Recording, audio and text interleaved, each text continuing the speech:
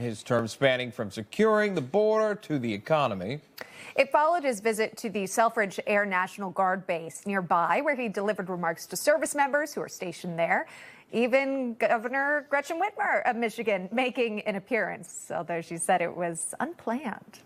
Our panelists are standing by. Brian Panbecker, founder of Auto Workers for Trump and retired Michigan auto worker, and Michon Maddock is the co-founder of the Michigan Conservative Coalition. Both of them attended last night's rally. It's great to see you here today. And Brian, I saw you on stage with President Trump. Can you take us back to that moment? What was it like to see President Trump celebrating 100 days?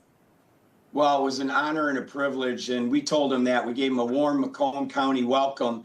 And, you know, Macomb County was the county that put President Trump over the top in Michigan, and he knows it, he recognizes it, and he wanted to tell us thank you as well as letting us show our appreciation. So it was an incredible honor. Yeah, Michon, he also talked about specifically your state and how his policies are helping Michiganders. Here's that moment. They all want to come back to Michigan and build cars again. You know why? Because of our tax and tariff policy. They're coming from all over the world. And we're here tonight in the heartland of our nation to celebrate the most successful first 100 days of any administration in the history of our country. We're taking back our jobs and protecting our great American auto workers and all of our workers, frankly. After decades of politicians who destroyed Detroit to build up Beijing, you finally have a champion for workers in the White House. And instead of putting China first, I'm putting Michigan first, and I'm putting America first. And from a United States perspective, no one knows the auto industry like Michigan. Michon, talk to us about that. I mean, there's the president of the United States there in Michigan touting how he wants to put, obviously, America first, but Michigan first as well, the auto industry. Speak to that if you can. I mean, promises made, promises kept. That's all I can say about President Trump. Look at your headlines this morning about IBM and Ukraine. You know, the auto workers have been a promise that he has made since 2016 when we delivered Michigan for President Trump. He will never forget that.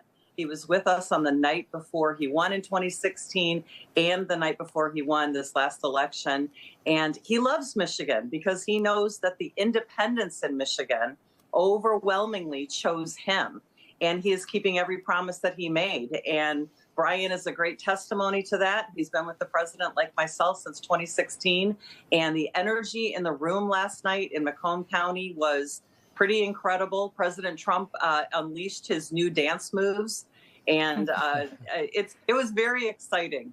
He was back hosting a rally, which is really where he's so enthusiastic, right? He finds all this energy at the end of the day, and he brings it to everyone in attendance or those who aren't there and able to tune in and just watch what the president's up to. He speaks so directly to the viewers at home. He also mentioned his priorities when it comes to the U.S. border. Let's watch what he had to say there.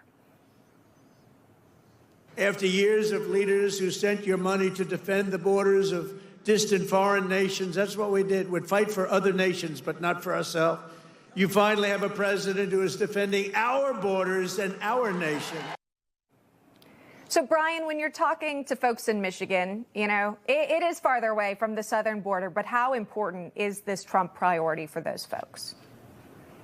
Well, it's a huge priority. You know, we're a border state as well in Michigan. It's the northern border. President Trump gave some attention to that when he flew into Selfridge Air National Guard base, where my brother incidentally retired from, and my son trains there occasionally. He's in the National Guard. So we understand the importance of our border protection, not just on the southern border, but the northern border as well. And it's #1 priority, and that's the first thing he turned his attention to when he was inaugurated, because the flow of fentanyl, the human trafficking, the child sex trafficking had to be stopped. Biden was actually enabling it, even encouraging it by setting up an app for illegal aliens to come in. So he turned our border protectors into social workers, and it allowed the gotaways to sneak in while they were busy changing diapers and putting people up in beds. It was a total disaster, and President Trump fixed it.